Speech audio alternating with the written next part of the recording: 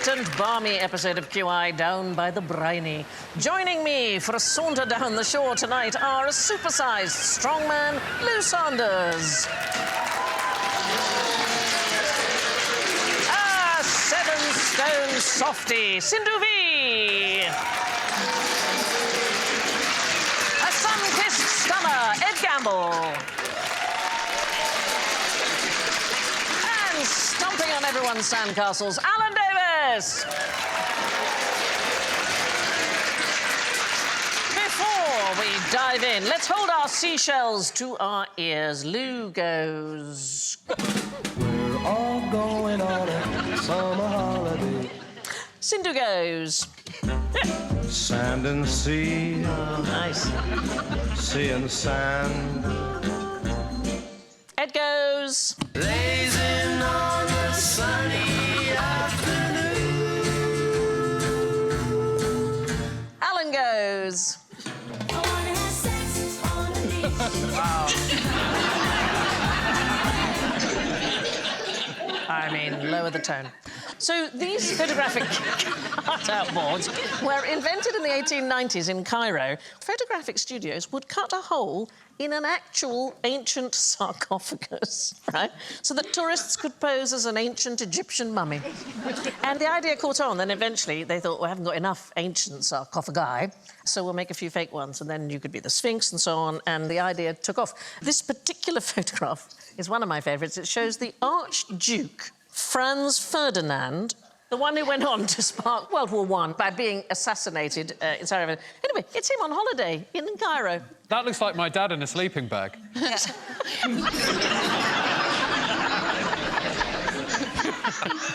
The big question, Alan, for you, hats on or hats off? I keep thinking it's going to fall. Yeah, it looks nice on you. You look very dapper. Well, it's very kind. Very Maurice Chevalier. I'm enjoying your sun hat as well. Yeah, it's going. That's it. Okay. There we Can I go. just say, I've never seen you two flirting before, and I really enjoy it. Do you know, neither of us have been out for a year. It's worked wonders for our relationship. Anyway, on with the questions. Where in mainland Britain is closest to French soil? Has Café Rouge got a garden? That's the only place. I mean, I've driven past. I don't know. Any other guesses? I'm happy just to say Dover.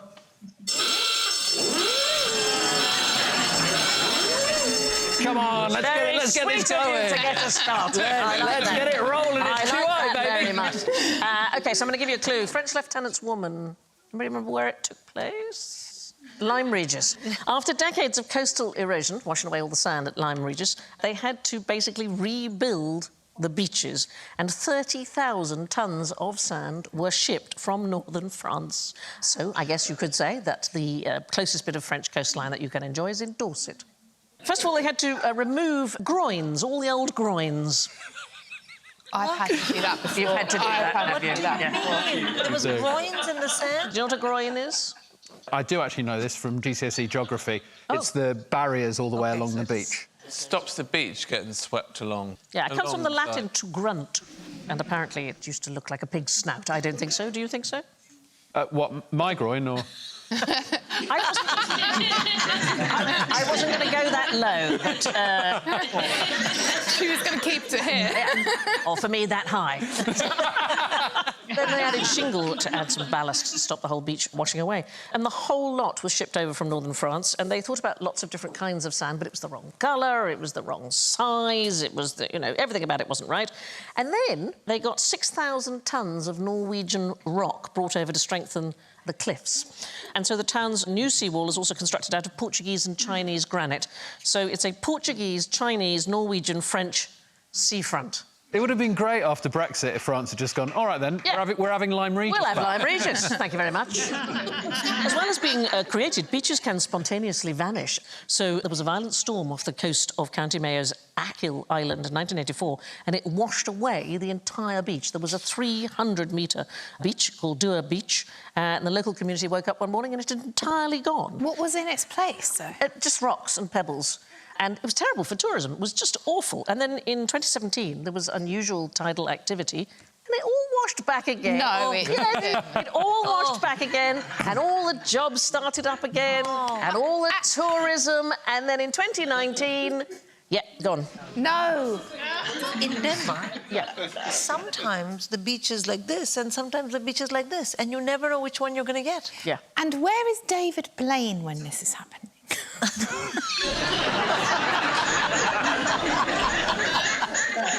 Where do they go? Well, it just erodes, and it is a serious problem. In fact, because of it, there's a thing called the Coastal Protection Act 1949, and you're not allowed to take any pebbles or sand from UK beaches. Oh. You can be fined £1,000, you can be forced to return all the stuff, because we have to protect them, because, frankly, the ocean's taking enough. Do you want to have a word with the props manager? I don't know where. And also now, if we need more sand, the French will say no. But the Italians are even more fierce about it. You can get 6 years in prison. In fact, in 2019, the security services at Cagliari Airport, I think it's called, it's the one in Sardinia, anyway. Cagliari. Cagliari. They confiscated 200 kilograms of sand from tourists in a couple of weeks. Just taking the sand Just home. taking the sand home, yeah. Like in a container, like as a personal souvenir. And... Well, I think we all accidentally take a little bit of sand home. Yes, don't but we? if it's all of us, you know, and beach gone. But I just mean, like, if you're going for a swim and there's sand washing around, we're all accidentally smuggling some, aren't we? Oh, do you Away. mean in your orifices? Yeah. Yes. In your groin. How hot are the Your pig Italians? snouty groin. I've got loads of sand. I'm sorry, Paolo, I took some sand home in my snout. But what is really amazing, if you look at sand samples under a microscope, look at the variety of materials and shapes that it comes in. So when you look at sand, it looks quite sort of homogeneous to the naked eye. it does. Don't you think it's like a cheese board? But you can see detail within the tiny particles. It's amazing, isn't it? Nature is quite good in the end. And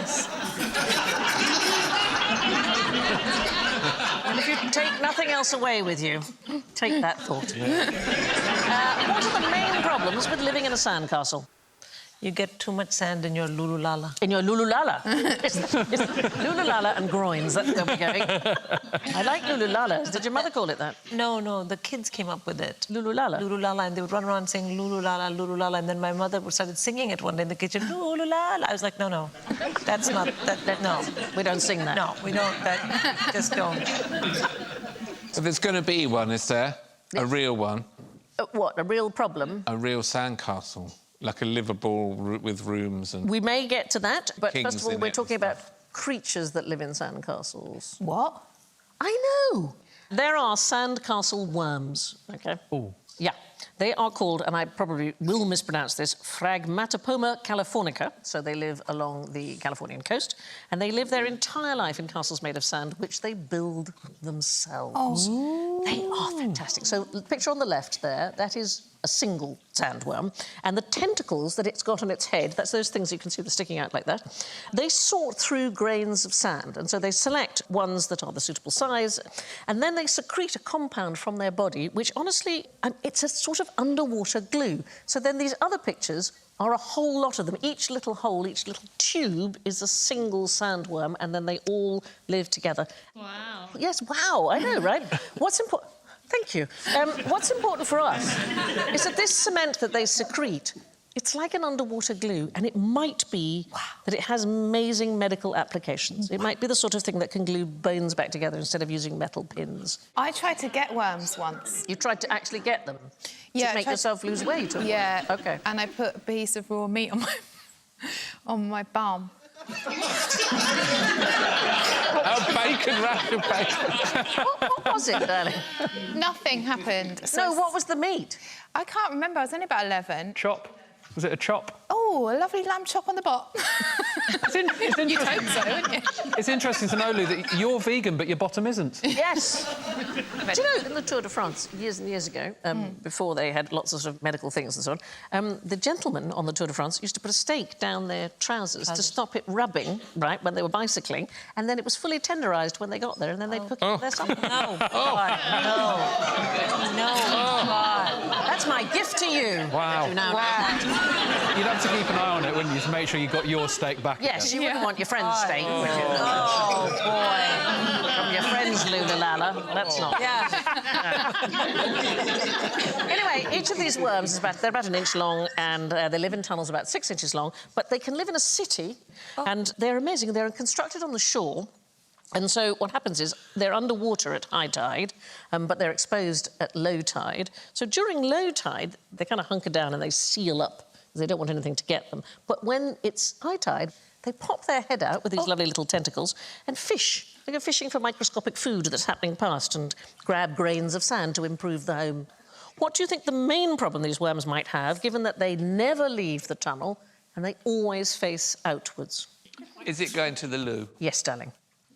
It's your Do they base. gradually fill up their tunnel? They would. If they just defecated, it would just be full of poo. So they don't defecate? No, they do, but it's so clever, OK? It's the sort of thing a little boy goes, oh, I want to do that. OK. They have a rectum at the end of the body, like most animals, but there's a long tube, comes halfway up the body, it poos on its own back, and then it simply shrugs the faecal pellet up its body and out the tube. I'm quite envious of any creature that can come up with a pellet like that. Yeah. I'd love to have a faecal pellet. Yeah. It would transform lavatory design, wouldn't it? Because it would be more like Marble Run or something like that. You could have some fun with it, couldn't you? You could just launch it off. Yeah. Do you think you could teach yourself to fire it and maybe set targets up in the bathroom? Like Well, I think eating. after a while there's bound to be competitive pelleting, isn't there? Anti-predatory. How far can it go, though? Anyway, they are astonishingly interesting. So some squirt sperm up into the water, and some squirt eggs up into the water, and larvae are created.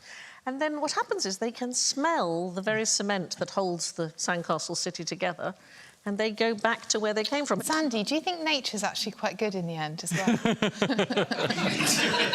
I'll be honest, Lou, I'm coming round to it. I am. There is a human who lives in a sandcastle, and his name is Marcio Matolias. He's also known in Rio de Janeiro as King Marcio, and he's a sand sculptor. He makes his money from tourists and also from a used bookshop, which he runs from a 3-square-metre castle that has been his home for over 20 years. And it's made of sand? It's made of sand. That's where he lives. He lives inside that sand castle.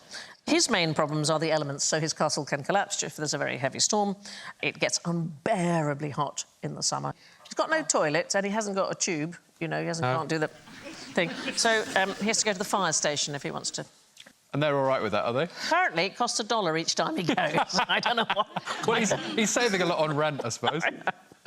He's lived rent-free for more than 20 years, which is... Doesn't the sea wash it away? The trick is to build it above the tide mark. Right. It's in a lay-by off the A4. I'd worry about bullies coming and kicking it down.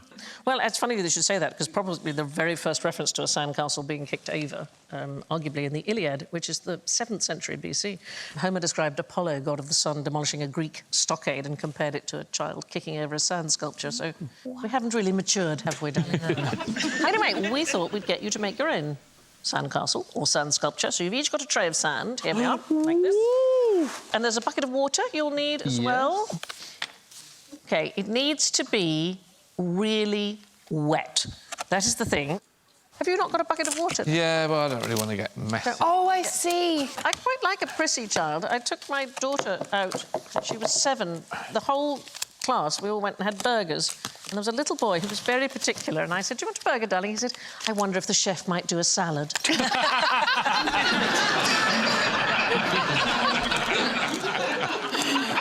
So that's it. So, yes, Sindhu's doing fine work here. I'm just going to tip all mine in there. Oh, you're just going to go crazy for it, yeah. But apparently the wetter it is, and so the guy who lives in the sandcastle on the beach in Rio has to keep wetting it, otherwise it collapses. Oh, no. What? Mine looks like rather a nice doll. Does it feel nice? Does it feel like a All I'm nice... trying to do is get all my sand in the bucket. Right. I think I made mine too wet. Oh, a bit too... Sindhu's doing very well. Well, I mean, I am from the country of Taj Mahal. I have a lot to live up to here. And I go to Brighton now and again, so a lot of pressure on me as well. OK. There's...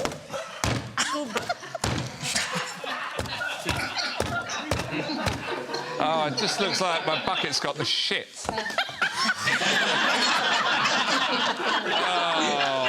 For How's it not come out now? It looks like it didn't make it to the fire station. He's put a bucket over it. Oh, no. Right, I think, let's have a look. Cindy, do you want to describe what you've made here? Well, it's a house in which there's some really nice parents that live on this floor. Right. And they've had a fight. Oh. So now they're building 2 separate houses. Wow, it's like a soap opera. Yeah. Sorry, Mine, can I just ask, Sindhu, how's your marriage? Is it all right? I've been married 23 years, Lou. No one is going anywhere now. It's enough. Ed, what have you made, my darling? Mine is a satirical piece about climate change. Yes, it looks like a breast implant. It's also a breast implant. Breast implant. Yes. OK. Oh, Alan, you got it out the bucket. Creating a mezzanine level. OK, lovely. Ooh, And that's Lou, quite good. do you want to describe yours? It's just sort of classic piece, really. Oh, hang on. Yeah. Oh, that's it. Yeah. I think I'm going to lose the winner. Lose the winner. OK, let's put the sandcastles away, shall we? My favourite childhood memory was building sandcastles with my grandfather until my mum took the urn from me.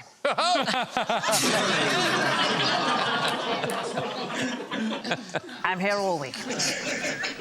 Where would you slip on this swish ensemble? That's where it went. OK. Well, not on the beach, judging by how pale the model is. Yes, darling. In the olden days, over here on the beach. Yes, exactly that. It's a woman's wool bathing suit. Yeah. It actually dates from the 1870s in the United States. But women in the 19th century were expected to bathe in full-length dresses, gowns made of thick material that didn't become transparent when wet. And they quite often used to have weights in the hem. They didn't want it to float up, right? There's no point in having a dress on and then it suddenly goes up like that. So you've got weights and woolen material. How many women just drowned from that? Thousands. Yes, thousands. All of that changed in the 1900s. There was a wonderful woman called Annette Kellerman. She was an Australian swimmer. She became one of the very first women to publicly wear a one-piece bathing suit. This is not a picture of Annette Kellerman. This is women having their suits measured to see if they were allowed to be on the beach. And that's Modest, right? You can Dirty see old why they weren't allowed that, because it is very erotic. quite So, risque, isn't it? Well, Annette Kellerman, the very first time she appeared in 1907 on a beach in Massachusetts wearing a one-piece suit, she was arrested for public indecency. The judge was very sweet about it. He said, yes, I can see it's more comfortable for swimming. So after that, she had to wear a cape to the edge of the shore. The guy you've got to watch out for is the guy who volunteers to measure the swimming. To do the measuring, yeah. It's Alan. It's got the same hat as Alan. All right, I'll do it. She's a really interesting woman, Annette Kellerman. She's really worth looking at. She was born in 1887 and she suffered from rickets as a child, and so she was sent to have swimming lessons in order to improve. It was kind of physiotherapy. And she was so good at it that she started appearing in competitions and giving performances in Melbourne. She would dress as a mermaid and swim with fish in an aquarium. I mean, it's a living. Is that her? That's her, yeah. Isn't that extraordinary? Wow. She became a movie star, actually, in the United States. She performed all her own stunts. She once dove 60 foot into a pool full of crocodiles. She was the very first person to appear nude in a Hollywood movie. This is her in a movie called A Daughter of the Gods. It was made in 1916. It was the very first film that cost $1 million. Wow. It took 20,000 people to make this film. It took 8 months, and we don't have a copy of it anymore. Oh. But isn't she beautiful? Yeah. You see, just that frame is the guy with his measuring stick going, I'm not sure this is regulation. No, I don't think it's any good. The modern bikini, any idea when that turns up? When do we first get the bikini? 60s? No, earlier than that, 46. Oh. This is not actually a bikini. This is called the Atom. So this is the French designer Jacques Haim, and he designed the Atom, which is this one, advertised as the world's smallest bathing suit. And then a man called Louis Réard said his would be smaller than the world's smallest bathing suit, and he called it the bikini after the Bikini Atoll. So it's all to do with the atomic bomb that they were experimenting with. Nuclear tests were done on the Bikini Atoll. So bikini just means coconut place in Marshallese.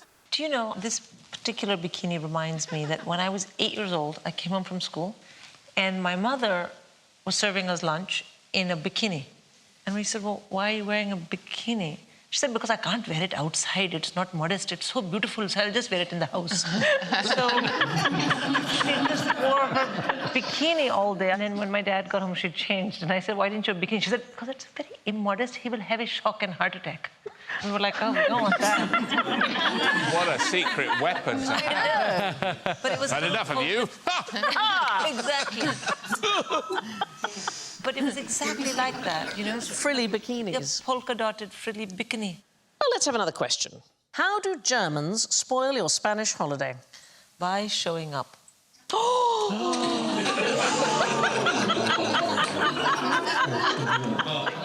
They always want to hog the places.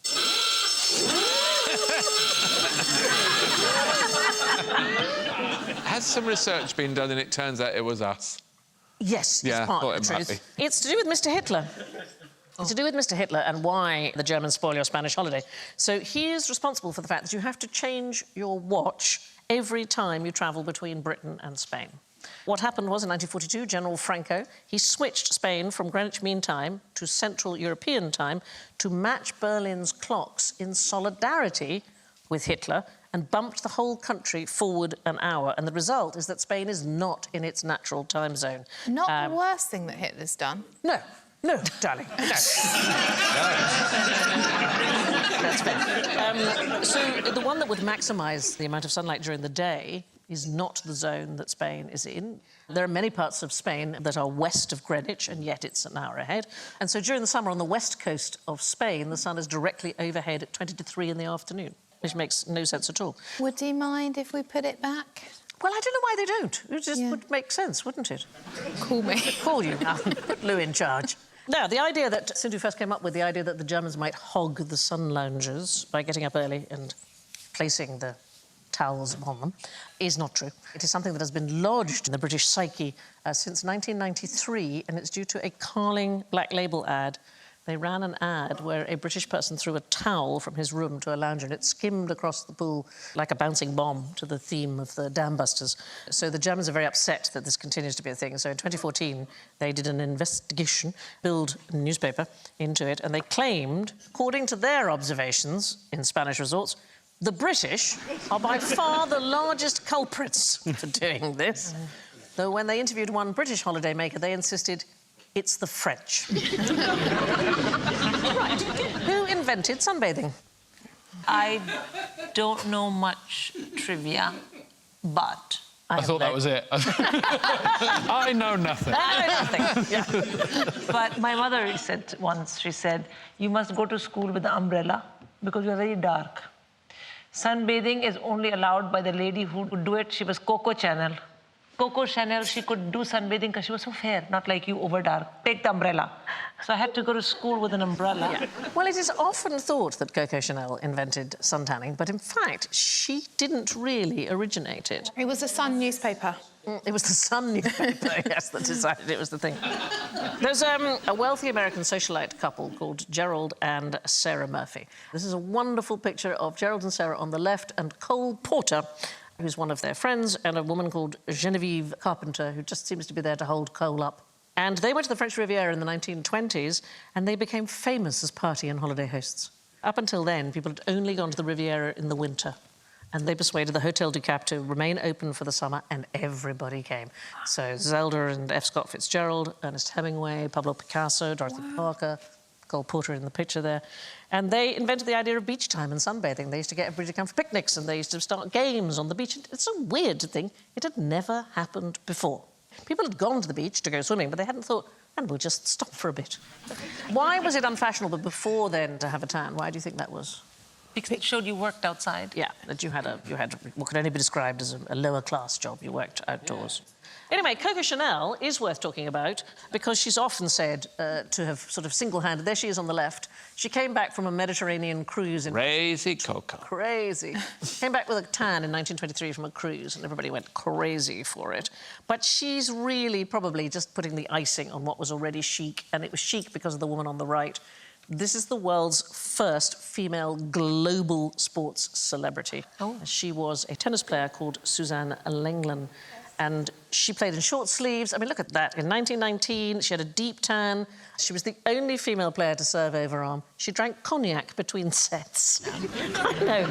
And she won 241 titles during her career. So if you think, you know, at this very moment, Serena Williams has got 98 titles.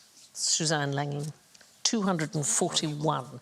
And part of the reason why Wimbledon is where it is now is that the former courts, which were on a place called Warple Road, could not cope with the number of fans who came to see her. I know, she's amazing. And then tanned skin became all the rage. Right, now I want you to imagine you're all at sea. Would you prefer the screw or the paddle? Who's on the boat? Screw. You're going to go for screw? Yeah. I'll take the paddle. You'll take the paddle? Yeah. Paddle. Screw is correct. So, we are talking about ships. After the Napoleonic Wars, Britain was, I mean, undoubtedly the world's foremost naval superpower. But you're still talking about wooden ships propelled by sails. And then passenger ships began to move towards steel, and they began to move towards being steamships.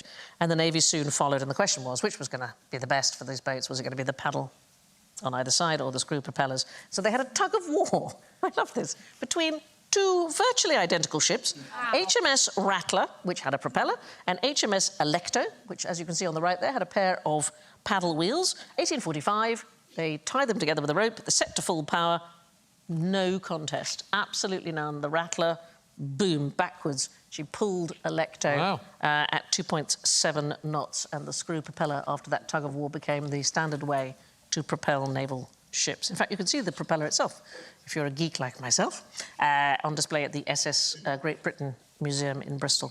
And so then they started doing the same with electric trains and steam trains, having tug-of-war competitions to see which was better. Which do you think's better, electric train or a steam train? Better in what sense? Stronger. Oh. It might be a steam train. I'd like it to be. Could be an electric train. You could give the steam train a head start and still you would be able to pull it backwards. But a steam train will always sound better. Electric trains are so utilitarian, whereas steam trains are... Yeah, see... And you can cook your breakfast on a shovel. That's what I always like about a steam train. They can't do that on a circuit board, can you? No. No. Do they clean the shovel first? No, these are working men. They'll eat a sooty egg now and again. Who cares? Yeah. Now, where's the one place you're guaranteed not to meet a shark? Claire's Accessories. That's a horrible picture, isn't it? I'm just looking, What's that? Oh, he's jumping into a shark. into a shark. What a way to die. And look at his arm. He's just had his COVID jab. It's not fair, is it? I'm free! OK, so there is a particular type of shark. Where would you not expect? You would not expect it in Claire's Accessories. Dry land. You would not expect it on dry land. Well, there is a particular shark known as the epaulet shark. Its real name is Hemicillium ocellatum. And it's named because if you look on the shoulder, it looks like it's almost got a military epaulette. And that can get out, can it, and walk Well, about? you find them off the coast of Australia, you find them off the coast of New Guinea, but you also find them on the coast. They're about 2-3 foot long, and they use their tail and their pectoral fins to shimmy along the seabed. So have a look at them underwater and see them moving along. I think it's just very slightly creepy. Oh. Doom, doom, Isn't it weird? Now, come out of the water, do they? Yes. So they are also able to crawl out of water and over the sand to access tidal pools. So this is an epaulet shark walking on land. Oh, you wouldn't want that coming You wouldn't want that up, coming at you, would you? It's like No. a mini... How far can they come up the beach? Are they going to, like, get in your car and stuff? Yes, there's nothing they like better than to drive a hire car. And suddenly they speed down to the water's edge and 20 more of them get in. Come on, A boys! few donuts and then bugger off into the town. No, they don't go that far out because they want tidal pools. So they eat worms and small fish and crustaceans. They find them by shoving their heads into the sand and then they filter the food out like that through the gills. The result is they can become stranded in rock pools overnight, but they can withstand severe oxygen deprivation by basically putting the body into a standby mode. The good thing is, darling, if one came towards you, they have very little interest in humans. And they didn't look very big. No, I mean, just punch one in the face. Yeah, they might give you a little nip if you accidentally trod on one, but so would I. The place you're definitely going to find a shark, there's an area of the Pacific Ocean called the Great White Shark Cafe. You don't like sharks, you're not? I love sharks, but it's still scary. It is quite scary. In 2002, scientists at Stanford University found out that sharks go to this particular spot in the Pacific Ocean. They go there every single year. Nobody could work out why. It seemed to be a sort of virtual desert as far as shark food was concerned. And it turns out that there is food there, but it is much deeper than our satellites can see. And these light-sensitive animals, things like squid and phytoplankton and small fish, they live in an area just below where the light can penetrate. And a scientist at Monterey Bay Aquarium, Salvador Johansson, says it's the largest migration of animals on Earth, but it's a vertical migration that's timed with the light cycle. And we didn't even know it was happening. Wow. I know, it's amazing. To point out one further place that you are likely to find sharks, this is alongside bikini pageants in trashy movies. OK, this is a much understudied genre, right? Super Shark, OK, as an example. An offshore drilling accident releases a giant primordial shark threatening to turn a bikini contest into a bloodbath. It has that fantastic strapline, bikinis, bullets and big bites. Before we all start laughing, this was my directorial debut, and I had a lot to learn. Can you see on this picture, there are bikinis, but they're, like, behind the shark. Like, they are there. And then there's avalanche sharks, which was made in 2013. A major avalanche on a ski resort wakes a prehistoric snow shark that was buried deep under the snow, threatening a bikini competition. OK. Yeah, both of these films, if you're thinking of watching them, incidentally, are rated as 1 star. Out of 1,000 stars. Has anybody ever seen a shark and bikini movie in that genre? I've seen one where the sharks have learnt to come onto the land. So I think it's called sand sharks. They swim under the sand and then leap up and kill mainly women in bikinis. Mainly women. Yeah.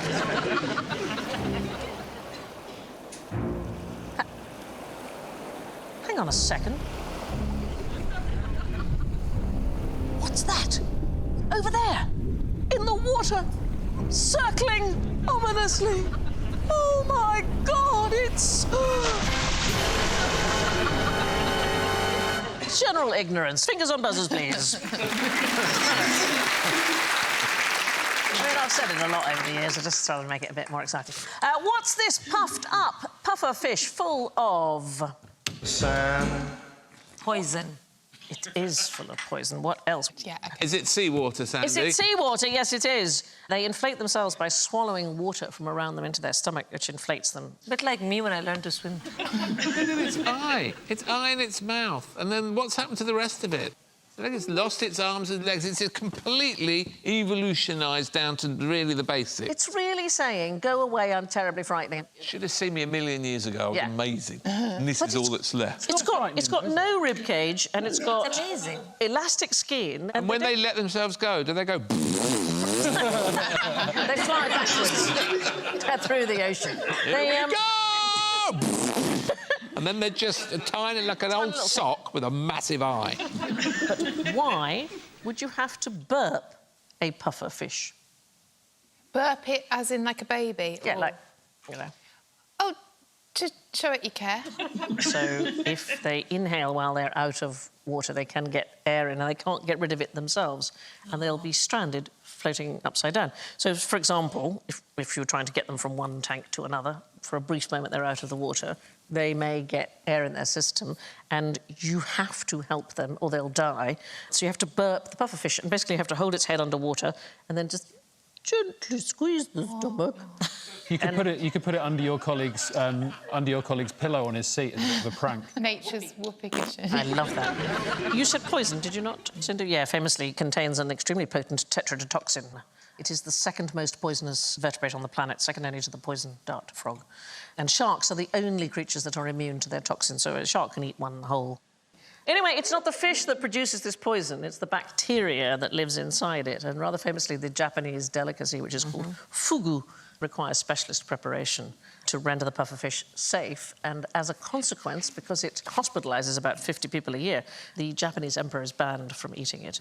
About 6 people die in a typical year. I think it'd be quite easy just not to eat it. Did not have it. Yeah.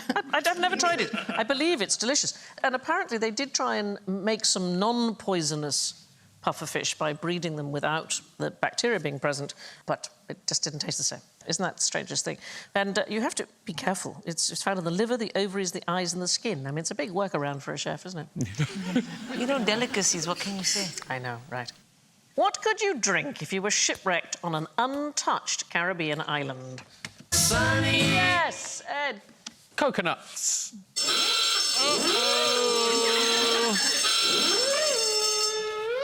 No, why not? Why no? It's untouched. It has to be touched. That is correct. You could not drink coconut milk or coconut water because coconut trees, the palm trees, are from Asia and they are not found naturally in the Caribbean. It's an invasive species. It competes with local trees. They suck up the water. They don't really provide much nesting for birds. They damage the soil. Leaves are not nutritious to native animals.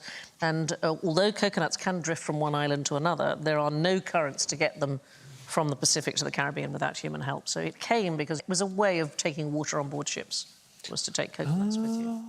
But they are wonderful coconuts because in the one thing you get this high-calorie food, you get drinking water, you get a shell that you can turn into charcoal to cook on, you get fibre that you can turn into rope, you can use the whole thing to act as a float if you're in the sea, you know. And You can disguise a bear as a lady.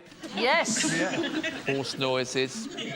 They are terrific for horse noises. I mean, for years and years, there would have been people playing with coconuts who'd never seen a horse. Yeah. And then one day, horses turn up. Yeah. They say these animals can do an amazing impression of a coconut.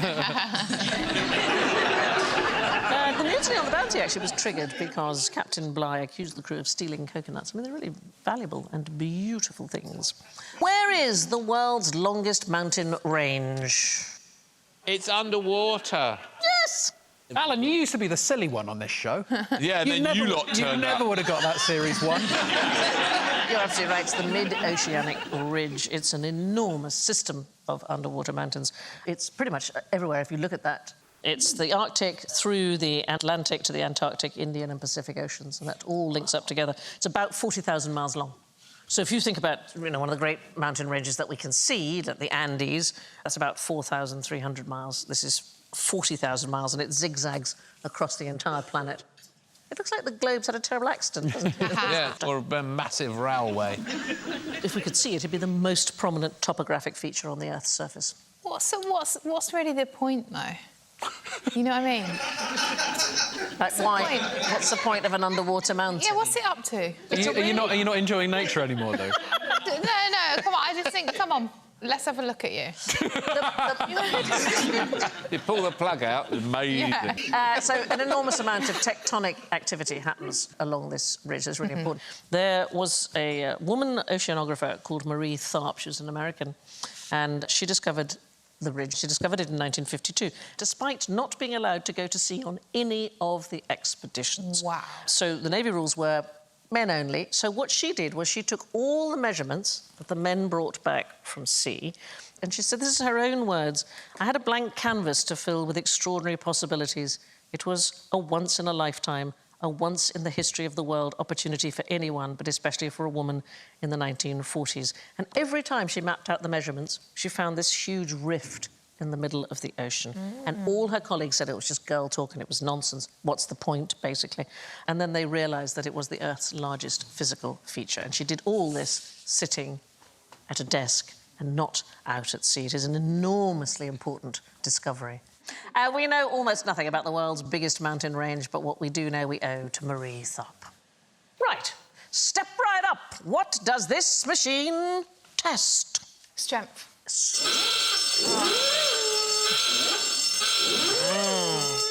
So, yeah, no. Kinetic energy. Oh, no, I like that. I don't know what that is, Ed. He has turned very clever. I just said the words. I don't know what it is. Don't worry. It's a traditional fairground or pier attraction. It's known as the high striker, the strongman game, strength tester. It's actually a test of accuracy, OK? Oh. The key is to maximise the force exerted on the mechanism by hitting the exact centre of the impact button flatly and squarely with the mallet. So there's a website called The Art of Manliness. and it recommends using the same action as for splitting wood with an axe. Now, you should have a mallet. So, now what we thought we'd do is that we'd get you to have a go, and then we'll add the points that you gather on the machine to your score for the show today. OK? Who wants to go first? I'll go first. You're up. Go on, then. OK. Right. Go and try it out. Now, it is possible that this game is not rigged, the one we're showing you, but they may have been rigged in the past. So sometimes they would set it to an easy mode, and somebody weak-looking would come along and strike the bell with ease. Right. Whack it, Ed. Whack it. Whoa! Oh, you moved 70. there. Oh, that was 100, surely. No, 70. OK. Is it fun? Not, like, loads of fun, I'd say.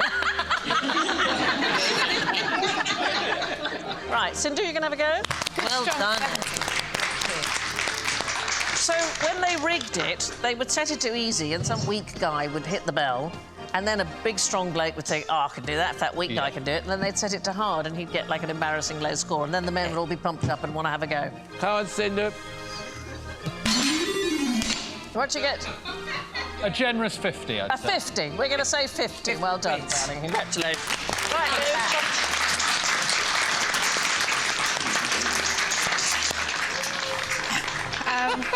Take a run up. Hello. Oh, you missed it completely! You're an actual menace. Here you go. Super Lou. Again. Good. Wow.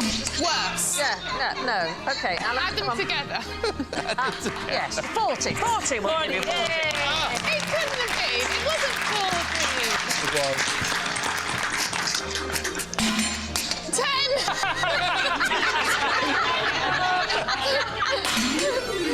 50. 60. 50. I'm going to give you 50. Thanks, Sandy. So,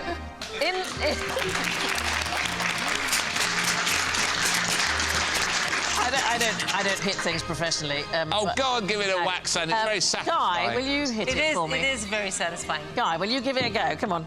Come and do this. This is Guy with this. You've got Come this. on. Go on, Guy. Go on, Guy, you got this. Come on, Guy. Oh, ba-ba!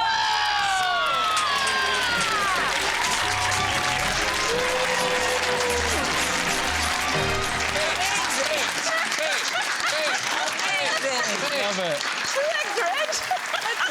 Incredible. Oh, well done, Guy. I love that. Smell Well, a rat, a stinking rat. Wow. it looks like the sun's going down. So we better call it a day, pack up the deck chairs and take a look at the scores. In last place, all at sea, it's Sindhu with 42. Next, with 45 points, it's Lou. With 53 points, it's Ed. With 58 points, it's Alan. But taking top prize tonight with 100 points, it's floor manager extraordinaire Guy Smart. What?